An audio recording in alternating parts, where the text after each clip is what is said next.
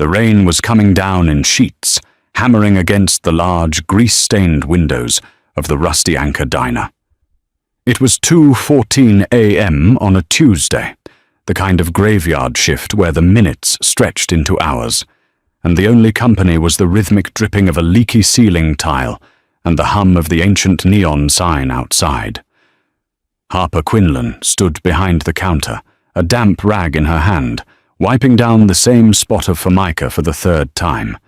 She was 26, running on 4 hours of sleep and a dangerous amount of black coffee. The diner was sparsely populated. In the corner booth sat 2 weary long-haul truckers, nursing lukewarm mugs. 2 stools down from the register, a regular named Gary was meticulously dissecting a slice of cherry pie. It was a picture of mundane, nocturnal urban life. Until the front door blew open. It didn't just open, it crashed against the bell with such violent force that the glass spiderwebbed. The wind howled into the diner, bringing with it a man who looked like he had just walked out of a nightmare. He was tall, broad-shouldered, and dressed in a bespoke charcoal suit that probably cost more than Harper made in 3 years. But the suit was ruined. It was soaked with rain and saturated with a dark, heavy liquid that looked black under the dim streetlights, but gleamed a sickening crimson under the diner's overhead bulbs. He took 1 staggering step inside, then another. Harper dropped her rag. The truckers in the corner booth stopped talking. Gary slowly lowered his fork. The air in the diner evaporated, replaced by a sudden, suffocating dread. Harper knew who he was. Anyone who watched the local news or grew up in the South Side knew his face, even if they had never seen him in person. Dante Castiglione, the undisputed head of the Castiglione family, a syndicate that had a stranglehold on the city's shipping ports, underground casinos, and political infrastructure. He was a man who traded in fear, a ghost who orchestrated empires from the shadows, and right now, the ghost was dying. Dante clutched his lower abdomen, his fingers stained dark, but the real danger was lower. A massive, horrifying tear ripped through the fabric of his suit trousers, high up on his right thigh. Blood wasn't just leaking, it was pulsing, spilling in rhythmic, terrifying spurts onto the checkerboard floor. He looked up, his dark eyes cloudy with pain and blood loss, but still possessing a terrifying feral sharpness. He didn't ask for help. He didn't scream. He simply swayed, a magnificent structure finally giving way to gravity. With a heavy, sickening thud, Dante Castiglione collapsed onto his back in the middle of the aisle. "Hey," Gary whispered, his voice trembling as he backed away from the counter, his hands raised, as if the dying man might suddenly leap up and shoot him. "Hey, we gotta get out of here." "Don't touch him," one of the truckers hissed, scrambling out of the booth and throwing a crumpled $20 bill on the table. "You know who that is? You get his blood on you, his people will kill you just for being there. The guys who shot him will kill you for helping him. We're gone." Panic, raw and infectious, swept through the diner. The 3 men didn't even look back. They scrambled for the exit, slipping on the wet floor, pushing past the bleeding mafia boss as if he were a live bomb, and bolted out into the torrential rain. Harper was left entirely alone. She stood paralyzed behind the counter. The survival instinct ingrained in her screamed to follow them, run out the back door, down the alley, and never look back. Dante Castiglione was a dangerous man, and the violence that had brought him to his knees was undoubtedly following him. But Harper looked at the floor. The pool of blood was spreading rapidly, creeping toward the base of the counter. It was a femoral artery bleed. If she had learned anything from her 3 grueling, unfinished years in nursing school, before her mother's medical bills had forced her to drop out and sling hash, it was that a ruptured femoral artery meant the human body had roughly 3 to 5 minutes before total exsanguination. He was bleeding to death, right now. on her freshly mopped floor. "Damn it," Harper breathed. She slammed her hand down on the emergency lock under the counter, bolting the front door shut. Then she vaulted over the counter, completely abandoning her survival instincts, and sprinted toward the dying king of the city. Harper hit the linoleum hard, dropping to her knees, sliding the last 2 feet in the slick pool of Dante's blood. The metallic, copper scent of it filled her nostrils, overwhelming the smell of old grease and stale coffee. Dante was barely conscious. His chest heaved erratically. His skin, usually a tanned olive, was the color of wet ash. "Hey, look at me!" Harper yelled, her voice echoing in the empty diner. She grabbed his shoulders and shook him. His eyes fluttered open, rolling slightly before locking onto hers. Even on the edge of death, there was a cold, calculating weight behind his stare. "Artery," he rasped, his voice a gravelly whisper. "I know," Harper said, her mind snapping into a cold, clinical focus she hadn't felt in years. "I need to put pressure on it. It's high up." The wound was dangerously close to his groin. To get the necessary leverage and body weight required to compress the femoral artery against the bone, Harper had to maneuver herself directly over him. Without a second thought for modesty or the bizarre optics of the situation, she swung her legs over, kneeling firmly on the floor between his sprawling legs, positioning her upper body directly over his right hip. She placed the heel of her right hand directly into the torn fabric and the pulsing wound beneath it, slapping her left hand over the right, and pushed down with every ounce of her body weight. Dante let out a guttural, choked roar of agony. Suddenly, a cold, hard cylinder pressed against Harper's temple. She froze. She didn't need to look to know what it was. Dante, with his remaining strength, had drawn a customized compact 9mm pistol from a shoulder holster and was pressing the barrel directly against her skull. His hand was shaking violently from shock, but his finger was firmly on the trigger. "No! Cops!" he choked out, blood bubbling at the corner of his lips. "No! Hospitals!" Harper kept her hands locked on his wound, not easing the pressure by a single fraction of an ounce. She looked down into his face, feeling the cold steel against her skin. She was terrified, but the adrenaline overrode the fear. "If you shoot me," Harper said, her voice eerily calm, "I fall over. The pressure stops. You bleed out in exactly 90 seconds, so put the damn gun down." Dante stared at her, his eyes searching hers for a bluff. He found none. Slowly his arm fell, the gun clattering onto the bloody linoleum. "Who are you?" he slurred, his eyelids drooping. "I'm the waitress trying to save your miserable life," Harper shot back. "I need a tourniquet. You got a belt?" "Suspenders," he mumbled. "Useless." Harper scanned the room frantically. She needed something strong. Her eyes landed on her own waist. She was wearing a thick, heavy-duty leather apron tie. With one hand maintaining absolute pressure on his wound, she used her teeth and her free hand to yank the thick leather strap loose from her waist. "This is going to hurt," she warned him. She slid the leather strap high up his thigh, just above the wound, looping it through itself. But she needed a windlass to tighten it. She grabbed the heavy metal handle of a broken ice scoop resting on the bottom shelf of the nearby counter, slid it under the leather strap, and began to twist. Dante's jaw locked. His body seized under her as the leather bit brutally into his flesh, cutting off the blood flow to the lower half of his leg. Harper twisted it twice, 3 times, until the awful pulsing beneath her hands finally slowed to a weak seep.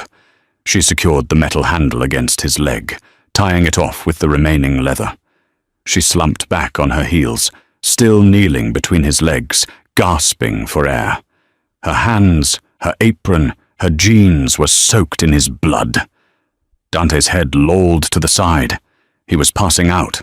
But before his eyes closed completely, He reached up with a blood-slicked hand and weakly grabbed the collar of her shirt. "Inside. Pocket," he whispered urgently. "Take it. Hide it. If Roman gets it, my family burns." "Who is Roman? What are you talking about?" Harper asked, her heart hammering against her ribs. "Take it," he demanded, his grip weakening. "Trust no one." Dante's hand fell away. His eyes rolled back, and he lost consciousness. Harper stared at his unmoving face. She reached a trembling hand into the inner breast pocket of his ruined suit jacket. Her fingers brushed against cold metal. She pulled it out. It was a heavy, platinum money clip, but there was no cash in it. Instead, clamped tightly inside the metal, was a micro SD card and a torn piece of a photograph. Harper flipped the photograph over. Her breath hitched in her throat. The world seemed to stop spinning. The torn photo was of a young woman, smiling warmly. It was a picture Harper had kept on her own nightstand for the last 5 years. It was a picture of her younger sister, Lily. Lily, who had died in a supposed hit-and-run accident 3 years ago. An accident the police had never solved. Why did the head of the Castiglione Mafia family have a picture of her dead sister hidden next to his heart? Before Harper could even begin to process the shock, the low, powerful rumble of engines vibrated through the diner's floorboards. Through the cracked glass of the front door, Harper saw 2 black SUVs slide to a halt in the rain-swept parking lot. The headlights cut through the darkness, illuminating the diner. 4 men stepped out into the storm. They weren't cops. Cops didn't wear long black trench coats, and cops didn't carry suppressed submachine guns openly in the street. These were the cleaners. Whoever had shot Dante Castiglione had come to make sure the job was finished. Harper had exactly 30 seconds. The shock of seeing Lily's photo instantly converted into pure, unadulterated survival instinct. She shoved the platinum clip and the photo deep into her bra, against her skin. She looked at Dante's massive, unconscious frame. She couldn't fight 4 armed hitmen, and she couldn't leave him out in the open. If they found him, they'd put a bullet in his head, and then they'd put one in hers for being a witness. "Get up," she hissed, though she knew he couldn't hear her. She grabbed him under the armpits. He was dead weight, easily 200 pounds of solid muscle. Gritting her teeth, Harper used her legs, leveraging all the strength she possessed, and dragged him backward. His expensive shoes dragged through his own blood, leaving a horrifying, wide smear across the linoleum. She dragged him behind the main counter, pulling him toward the back swinging doors that led to the kitchen and the pantry. Her muscles burned, her lungs screaming for oxygen. She kicked the swinging door open, hauled him over the threshold, and dragged him into the cramped, dark, dry storage pantry. She propped him up against a stack of flour sacks, ensuring his wounded leg remained elevated. In the dark, she pressed 2 fingers to his neck. A pulse. Weak, thready, but there. "Don't die on me," she whispered to the shadows. "You owe me an explanation." The bell above the front door jingled violently. Harper froze. They had shot the lock off. She backed out of the pantry, softly pulling the door shut behind her. She was now in the main kitchen, separated from the front diner by a narrow hallway and the swinging doors. "Clear the front," a deep, gravelly voice echoed from the diner. "Blood trail," another voice replied. "Massive. He's here. He didn't walk out of this." Harper looked down at herself. She looked like a butcher. If they saw her like this, the game was over. She frantically stripped off her blood-soaked apron and shoved it into the commercial trash can, covering it with coffee grounds. She washed her hands in the industrial sink, scrubbing the red from her skin with scalding water and steel wool in frantic silence. She splashed water on her face, grabbed a clean apron from the hook and tied it around her waist. It was a pathetic disguise, but it was all she had. She pushed through the swinging doors, stepping back into the diner just as two men rounded the counter, their weapons raised. Harper let out a perfectly timed, terrified scream, dropping a stack of plastic menus she had grabbed on her way out. The men instantly trained their guns on her. "Whoa! Whoa! Don't shoot! Please!" Harper cried, throwing her hands in the air, shrinking back against the wall. She forced tears into her eyes, leaning into the role of the traumatized, minimum-wage worker. The man in the lead, a tall, gaunt figure with a scar slicing through his left eyebrow, lowered his weapon slightly, though his eyes remained dead and suspicious. "Where is he?" the man demanded, his voice devoid of emotion. "Who? The guy who was just here," Harper stammered, pointing a shaky finger toward the front door. He came in. He was bleeding everywhere. It was horrible." "We know he was here," the second man snarled, stepping closer, his boots squelching in Dante's blood. "The trail goes behind the counter. Where did he go, sweetheart?" "He didn't stay," Harper lied, her voice cracking with manufactured panic. "He fell over, and then he heard sirens. Or he thought he did. He got up. I don't know how. He was bleeding so much. And he stumbled out the back emergency exit. The alarm is broken. It didn't sound. He went into the alley." The gaunt man stared at her, his dark eyes analyzing every millimeter of her face. Harper held her breath, praying the dim lighting hid the faint pink stains still lingering on her cuticles. "Check the back," the gaunt man ordered the other. The second man pushed past Harper, shoving through the swinging doors into the kitchen. Harper's heart stopped. The pantry was in the kitchen. If the hitman opened that door— "You," the gaunt man said, stepping closer to Harper, invading her personal space. He smelled like wet wool and gunpowder. "You didn't see a car pick him up? You didn't see which way down the alley he went?" "No," Harper whimpered, shaking her head. "I was hiding under the register. I swear, I didn't see anything. Please just take whatever is in the till and go." "We don't want your loose change, waitress," he sneered. From the kitchen, the second man's voice called out. "Back door is unlatched. Blood on the handle. Trail heads north down the alley." Harper exhaled a breath she didn't know she was holding. She had unlatched the back door when she threw out the trash 3 hours ago, and Dante's blood was likely on her hands when she pushed the swinging doors, leaving a trace that the hitmen misinterpreted. The gaunt man backed away from her. "If you call the cops," he said, leveling the suppressed barrel at her chest, "we come back, and we won't be asking questions." "I won't call anyone. I didn't see anything," Harper cried. The two men turned and swiftly exited the diner, melting back into the stormy night. The SUVs roared to life, their tires screeching against the wet pavement as they sped off toward the northern end of the alley. Harper stood rooted to the spot for a full minute, ensuring they were truly gone. Only when the taillights faded into the rain did she let her arms drop. Her knees buckled, and she slumped against the counter, gasping for air. She had just lied to a mafia hit squad. She was harboring the boss of the most dangerous crime family in the city, and she was holding a piece of evidence that directly linked him to her dead sister. Harper pushed herself off the counter. The fear was gone now, replaced by a cold, burning need for answers. She walked back into the kitchen, pulled open the pantry door, and looked down at the unconscious mafia boss. "You're going to live, Castiglione," Harper whispered, her eyes hardening as she felt the metal clip pressing against her skin. "Because you have a lot of explaining to do."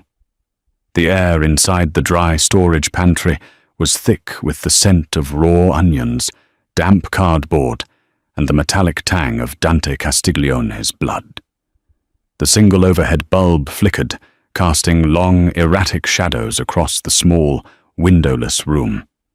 Harper knelt on the cold concrete floor, her breathing ragged, staring at the man who effectively owned the city's underworld. Dante's head was tipped back against a 50-pound sack of flour, his face a mask of pallid, waxen grey. The improvised leather tourniquet had stopped the catastrophic arterial spurting, but the wound was still weeping sluggishly. He needed a hospital.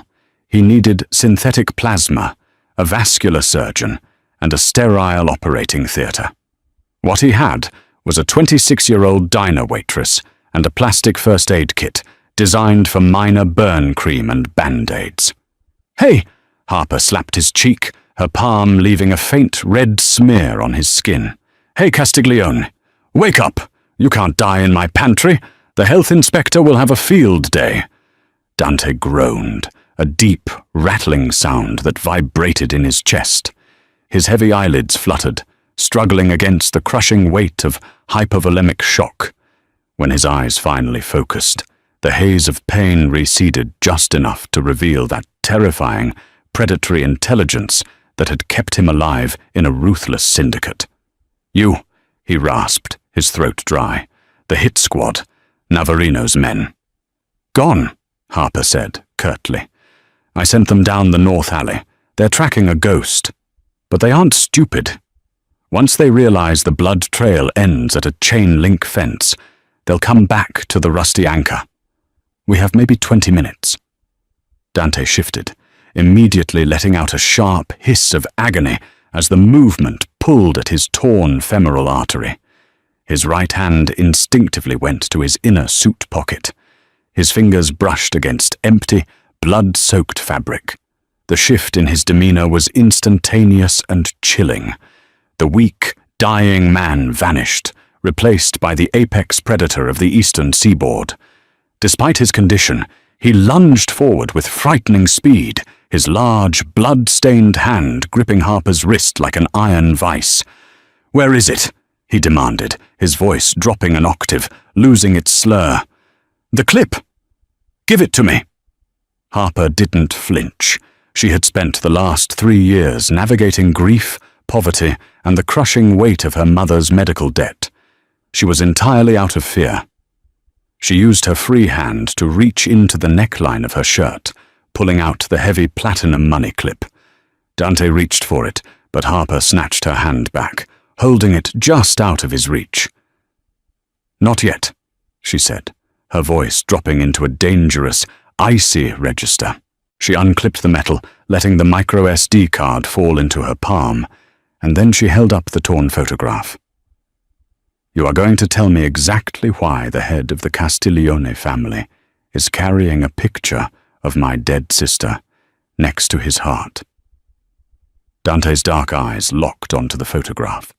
For a fraction of a second, the hardened mafia boss looked genuinely haunted.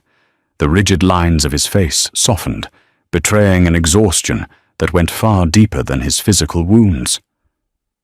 "Lily," he whispered, the name carrying a heavy, mournful weight in the cramped pantry. Harper's breath hitched. Hearing him say her sister's name felt like a physical blow. "You knew her." "How did you know her?" "The police said it was a random hit-and-run on Blackwood Avenue, a drunk driver who fled the scene." "There are no random accidents in this city, Harper," Dante said, his voice straining. He let go of her wrist, leaning heavily back against the flour sacks. Harper froze. "You know my name." "I know everything about you," Dante replied, his breathing growing shallow again. "I know you dropped out of the Penn State nursing program 3 years ago, when your mother was diagnosed with stage 4 pancreatic cancer. I know you work double shifts at this diner and pick up weekend shifts at the laundromat on 5th Street to pay off the $200,000 in medical debt she left behind. And I know that you have spent every Sunday for the last 3 years putting white carnations on an empty grave." "Empty," Harper whispered, the word barely escaping her lips. The cold concrete beneath her knees suddenly felt like ice. "What do you mean, empty?" Dante closed his eyes, his head lolling slightly to the side. "Roman Navarino. My underboss. The man who just sent 4 cleaners to butcher me in your diner. 3 years ago, Roman was running a massive, off-the-books money laundering operation through the Oakhaven Port Authority. He was skimming from my family, and he was using a junior forensic accountant at the firm we kept on retainer to cook the books. "Lily," Harper breathed, the horrifying puzzle pieces snapping together in her mind. Her sister had been brilliant with numbers. She had just landed a junior partnership at a prestigious downtown firm. "She was smart," Dante continued, his voice growing fainter. "Too smart. She figured out what Roman was doing. She found the offshore routing numbers. She found the digital paper trail. Instead of going to the police, who Roman already owned, she tried to blackmail him. She wanted enough money to pay for your mother's experimental treatments." Harper felt sick, the edges of her vision blurred. Lily had always been fiercely protective.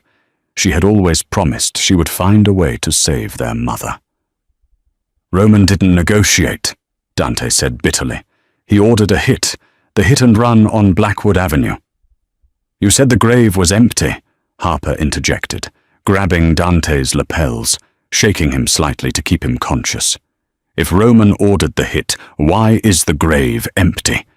Dante's eyes snapped open, locking onto hers with a fierce, burning intensity. "Because I got to her first.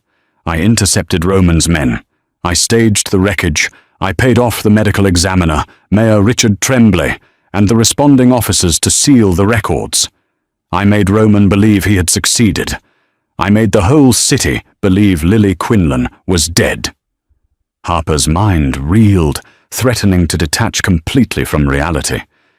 She's alive? Lily is alive." "Yes," Dante breathed, a ghost of a grim smile touching his lips. "But Roman found out. Yesterday. He found out she's alive, and he found out she still has the ledger, the digital proof of his treason against my family, and the proof that could put Mayor Tremblay in federal prison for the rest of his life." Dante weakly pointed a trembling finger at the micro SD card in Harper's palm. "That card," Dante gasped, his face turning an even more dangerous shade of grey. "That is the decryption key. Without it, Roman can't access his stolen funds. And he can't erase the evidence. He needs it to survive the war he just started tonight. He shot me to get it. If he gets that card, he will find Lily, and this time he will make sure she doesn't survive." The heavy silence of the pantry was shattered by the sound of distant sirens wailing through the rainy night. They were getting closer. "We have to move," Dante wheezed, his eyes rolling back. "Get me out of here, Harper, or we both die tonight." Panic, cold and sharp, finally pierced through Harper's shock. Lily was alive. Her sister, the girl she had mourned for over 1,000 agonizing days, was breathing out there somewhere in the world, and the bleeding mafia boss slumped against the flour sacks was the only person who knew where she was. "Don't you dare pass out on me, Castiglione!" Harper barked, her nursing instincts brutally overriding her emotional collapse. She shoved the SD card and the photo deep into her front jeans pocket. She grabbed Dante's left arm, hauling it over her shoulders. "On 3, you are going to use your good leg, and you are going to push. 1, 2, 3. With a synchronized groan of exertion, Harper lifted. Dante, fueled by pure adrenaline and the desperate will to survive, pushed off the concrete with his uninjured left leg. He was massive, his weight crushing her, but they managed to stand.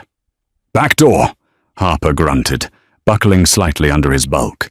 They hobbled out of the pantry, through the dimly lit kitchen. Harper kicked the heavy steel back door open. The storm outside hadn't let up. The freezing rain hit them like tiny needles, instantly soaking through Harper's thin waitress uniform and Dante's ruined suit. The alley was pitch black, save for the weak, amber glow of a distant street lamp. Harper's car, a rusted, barely functional 1998 Honda Civic, was parked next to the industrial dumpsters.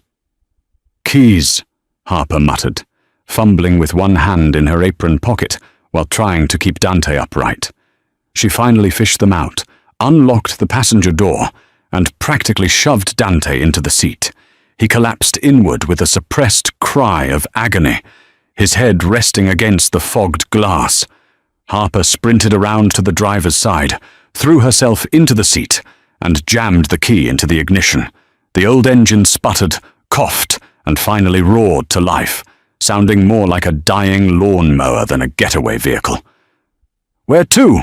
Harper demanded, throwing the car into drive. She didn't turn on the headlights, keeping the car entirely dark as she navigated the narrow, trash-strewn alleyway. "Oakhaven," Dante slurred from the passenger seat. His hand was resting weakly over the leather tourniquet on his thigh. "Old veterinary clinic. Corner of Elm and Ninth. It's an off-the-books safe house. Roman doesn't know about it." Harper slammed on the gas, the tires spinning on the slick, rain-soaked pavement before catching traction. She rocketed out of the alley, instantly blending into the sparse, late-night traffic of the industrial district. The drive was a nightmare of tension. The rain lashed against the windshield, the Civic's failing wiper blades doing little to clear the view. Every pair of headlights in the rearview mirror made Harper's heart slam against her ribs. She was convinced every black SUV was Roman Navarino's hit squad, circling back to finish the job. "Keep pressure on it," Harper ordered, glancing at Dante. Blood was beginning to seep through the heavy leather of her apron tie. The makeshift tourniquet was slipping. Dante didn't respond. His eyes were closed, his breathing terrifyingly shallow. "Dante, keep pressure on the wound," Harper yelled, reaching across the center console and slapping his shoulder. He jolted awake, his eyes wild and disoriented for a moment, before recognizing her. He weakly pressed both hands over his thigh. I'm bleeding out, Harper." "You are not bleeding out in my Honda Castiglione. The upholstery is already terrible," Harper snapped, trying to inject some levity into the suffocating atmosphere, though her voice shook. "You're tough," Dante murmured, a faint, genuine respect coloring his fading voice. "Lily said you were the strong one. She said, you held the family together when your father left." "Stop talking about her in the past tense," Harper said sharply, gripping the steering wheel so tightly her knuckles turned white. "Where is she? If you faked her death, where did you hide her?" "Safe," Dante whispered. "Montreal, under the protection of the Rizzuto family. They owe me a debt. She's been living under the name Sarah Bennett. She writes you letters." Harper hit the brakes hard as a stray dog darted across the wet street. The car skidded, fishtailing slightly before she regained control. "Letters? I never got any letters." "I intercept them," Dante confessed, his voice heavy with guilt. "I have my people collect them from a P.O. box in upstate New York. I couldn't risk mailing them to you. If Roman's men intercepted the mail, if they realized Lily was alive and reaching out to you, they would have tortured you to find her." Tears, hot and furious, suddenly spilled over Harper's eyelashes, mixing with the rain on her face. For 3 years she had visited a gravestone. For 3 years she had drowned in guilt, believing she hadn't protected her little sister. And all this time, Lily was alive, writing to her, and this mafia boss had been hoarding her words in the dark. "You had no right," Harper choked out, her voice breaking. "You let me mourn her. You let me bury an empty box." "I kept you alive," Dante fired back, a sudden surge of strength entering his voice. "Roman Navarino is a butcher, Harper. He skins his enemies alive. He burns their families in their beds to make a point. If you knew she was alive, you would have looked for her. You would have left a trail. And Roman would have found you both." The harsh truth of his words settled over the small car like a suffocating blanket. Harper knew he was right. She would have torn the earth apart to find Lily. They turned onto Elm Street, the neighborhood plunging into darkness. The streetlights here had been shot out or broken years ago. Oakhaven was a forgotten district, a graveyard of rusted warehouses and abandoned storefronts. There, Dante pointed weakly. Ahead, nestled between a boarded-up pawn shop and a collapsed parking garage, was a small, unassuming brick building. A faded sign hung above the door, barely legible. Oakhaven Veterinary Care. Harper pulled the car into the alley beside the clinic, killing the engine. The silence that followed was deafening, broken only by the drumming of the rain on the roof. "We're here," Harper said, unbuckling her seatbelt. Dante didn't move. Harper looked over. His hands had fallen away from his thigh. The pool of blood on the passenger seat was spreading rapidly. His eyes were closed, his chest barely rising. "Dante?" Harper said, her voice dropping to a terrified whisper. She reached over and pressed 2 fingers to his carotid artery. The pulse was there, but it was incredibly faint, fluttering like a dying bird. He had lost too much blood. Harper scrambled out of the car into the pouring rain. She ran to the passenger side, threw the door open, and practically dragged him out. He was completely unresponsive now, a dead weight in her arms.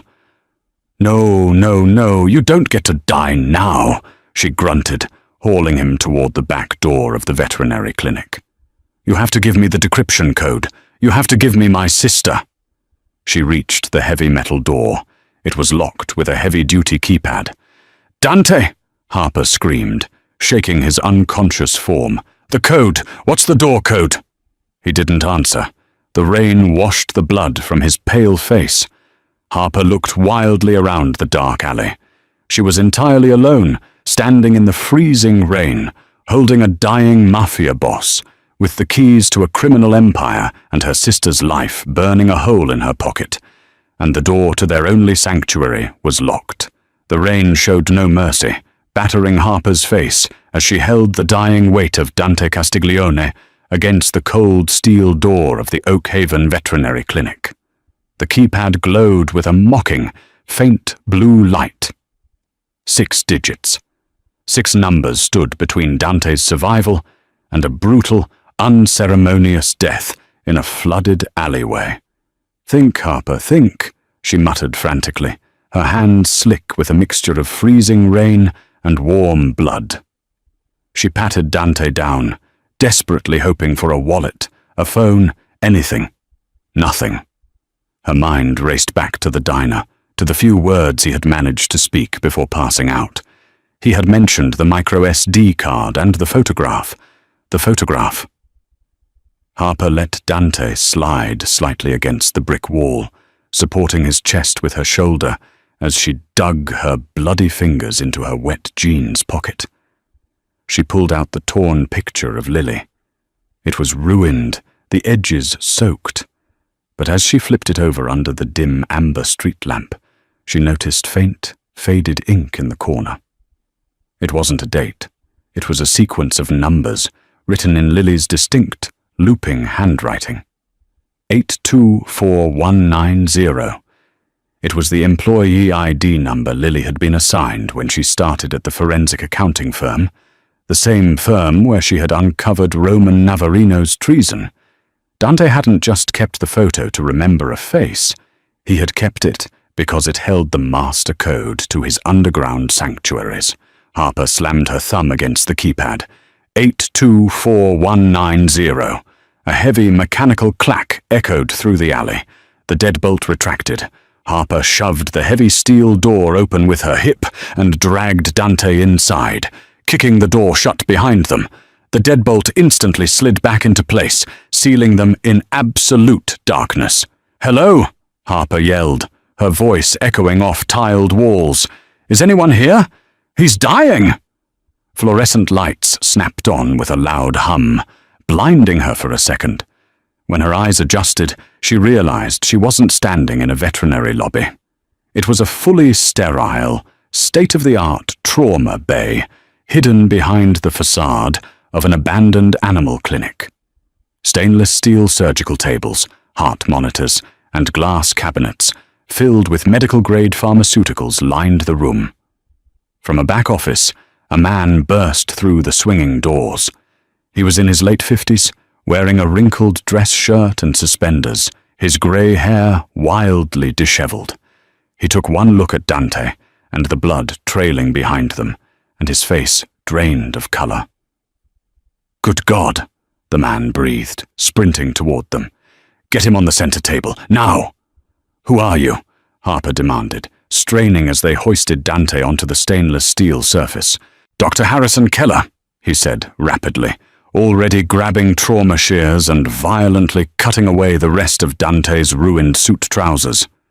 "I'm his private physician. Who the hell are you? And what happened to his leg?" "Harper, Waitress. He took a bullet to the femoral artery," Harper said, her nursing training kicking in as she moved to the opposite side of the table. "I applied a makeshift windlass tourniquet about 40 minutes ago, but he's lost massive blood volume. He's in severe hypovolemic shock. Heart rate is threadbare." Keller shot her a look of pure astonishment. "You're a waitress?" "I dropped out of nursing school. Tell me what you need," Harper snapped, her hands hovering over Dante's chest. "I need you to scrub in right now," Keller ordered, pointing to a scrub sink in the corner. "The artery is shredded. I have to go in and graft it, or he loses the leg. If he doesn't die of cardiac arrest first, wash your hands, grab the betadine, and prep his groin. I'm getting the O-negative blood bags from the cooler." For the next 2 hours, the hidden clinic became a theatre of desperate survival. Harper shed her soaked, bloody uniform, donning a set of oversized blue scrubs, and worked alongside Keller with a terrifying mechanical precision. She clamped veins, suctioned pooling blood from the surgical cavity, and monitored Dante's crashing vitals while Keller performed a miraculous vascular bypass on the torn artery. It was a nightmare of sweat, copper scents, and the relentless rhythmic beeping of the heart monitor. Twice, Dante's heart stopped. Twice, Harper climbed onto the table, her knees straddling his waist, performing brutal, rib-cracking chest compressions, while Keller pushed epinephrine directly into the mafia boss's IV line. By the time Keller tied the final suture, the sun was beginning to rise, casting weak, grey light through the reinforced glass block windows near the ceiling. Harper slumped against the tiled wall, sliding down to the cold floor, utterly spent. Her hands were shaking uncontrollably. Dante lay on the table, pale as a ghost, an oxygen mask over his face, but his chest was rising and falling in a steady, independent rhythm. The monitor beeped with a strong, reassuring tempo. "He'll live," Keller whispered, stripping off his bloody gloves and running a hand down his exhausted face. He looked down at Harper. "You saved his life, kid. Most trauma nurses with a decade of experience would have frozen under that kind of pressure. You kept him tethered to the earth." "He has to live," Harper rasped, her throat dry as sandpaper. "He knows where my sister is." Keller's eyes softened with a sudden, heavy realization. "You're Lily's older sister, the one she talked about." Harper looked up, her heart skipping a beat. "You knew her too?" "I treated her," Keller said quietly. 3 years ago, when Dante pulled her from the wreckage of that staged hit-and-run, she had a severe concussion and 3 broken ribs. I kept her here for 2 weeks until she was well enough to be smuggled across the Canadian border. Tears pricked Harper's eyes, a strange mixture of profound relief and bubbling anger.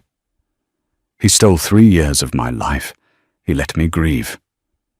"He gave her the rest of hers," Keller corrected gently. "Roman Navarino is a monster, Harper.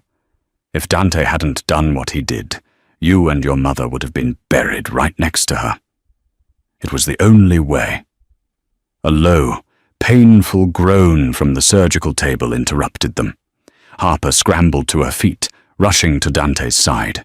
His dark eyes fluttered open, glassy with painkillers but lucid. He pulled the oxygen mask down to his chin, his gaze immediately finding Harper. "You're still here," Dante murmured, his voice a gravelly whisper. "I'm not leaving until I get my sister back," Harper said, gripping the edge of the metal table. Dante offered a faint, grim smile. "Keller, the laptop." Keller nodded, rushing to the back office and returning with a heavy military-grade Panasonic Toughbook. He set it on a metal tray table next to Dante. "The card," Dante demanded, looking at Harper. She retrieved the micro SD card from her pocket and handed it to him.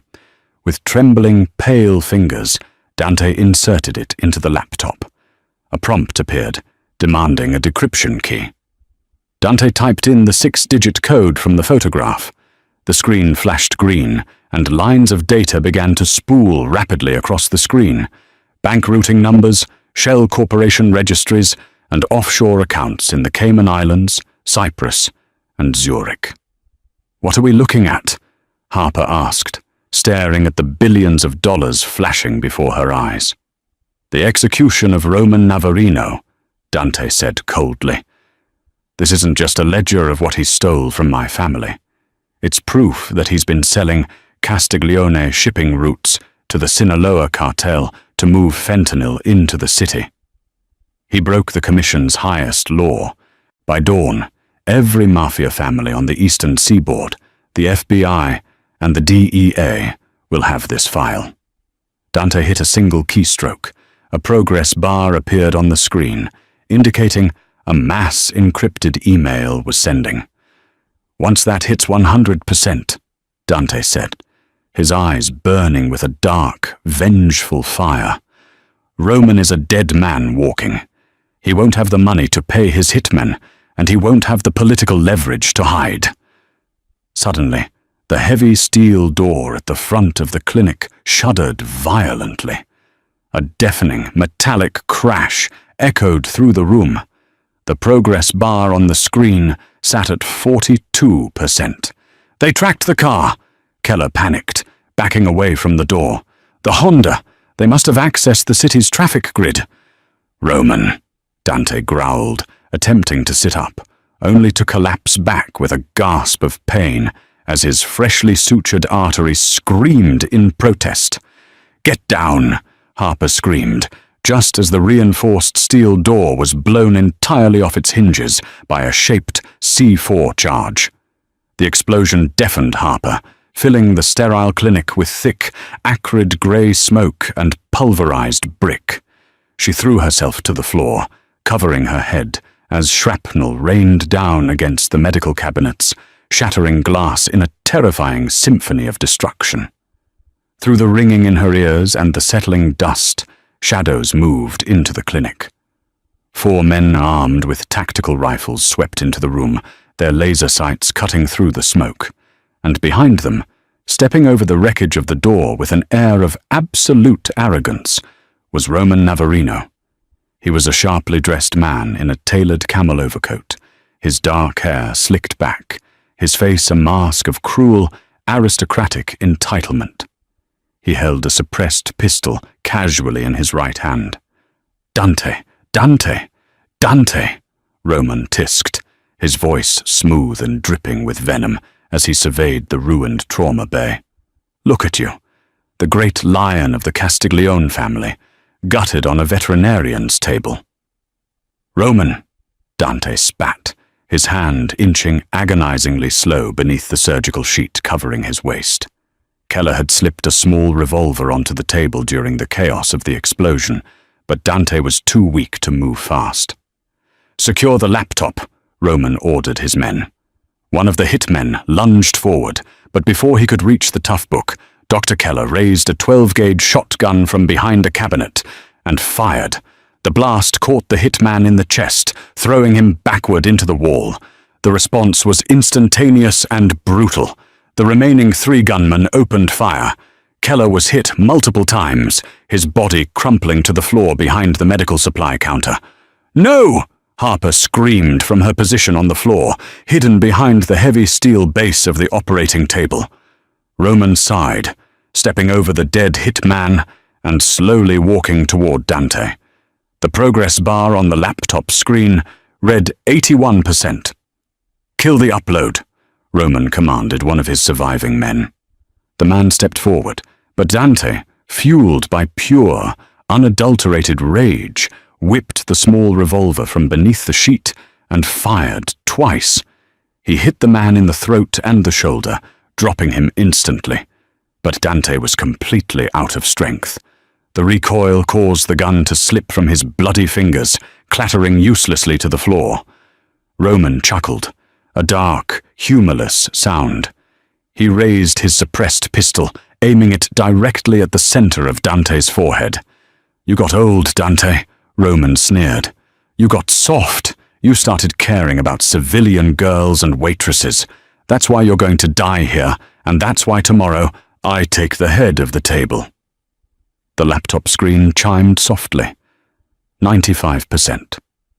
Roman's eyes darted to the screen, his face suddenly paling as he realized what was happening.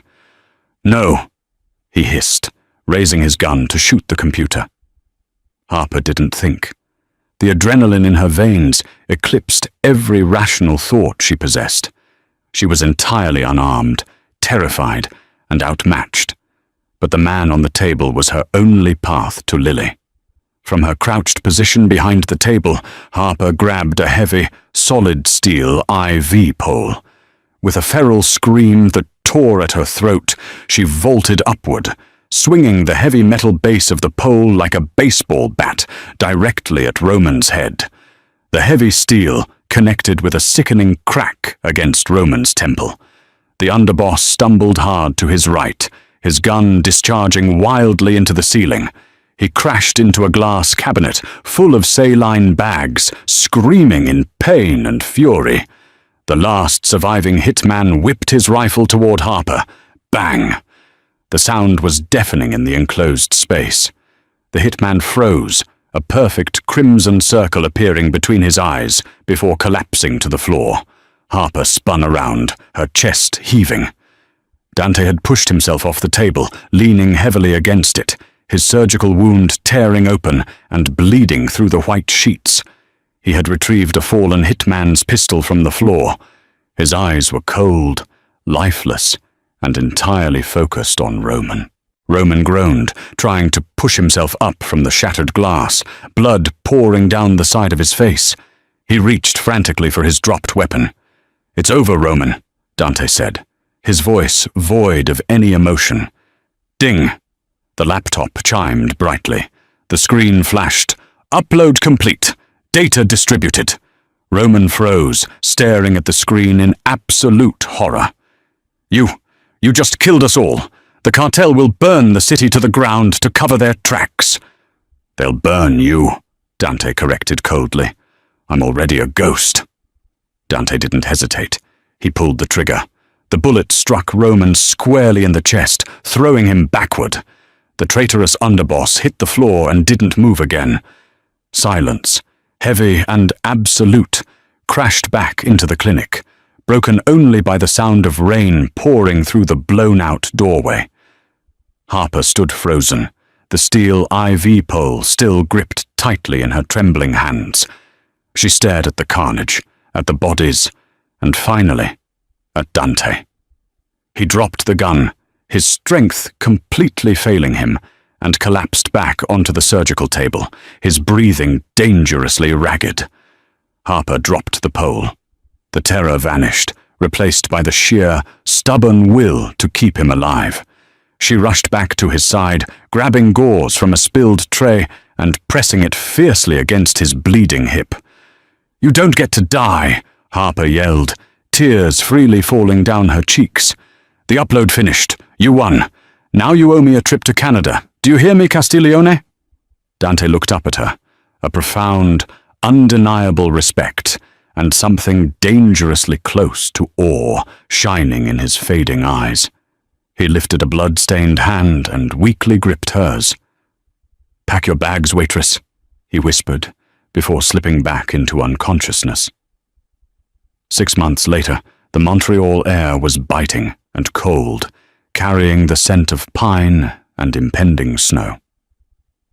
Harper stood on the balcony of a heavily guarded penthouse overlooking the city skyline, clutching a steaming mug of coffee. Behind the glass doors, the sound of laughter echoed through the opulent living room. Lily was inside, safe, vibrant, and alive, arguing playfully over a game of cards.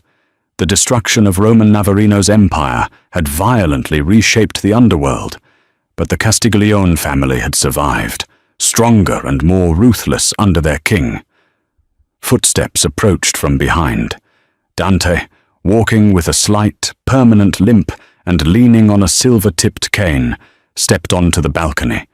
He wrapped a thick wool coat over Harper's shoulders, his presence a heavy, comforting heat against the Canadian chill.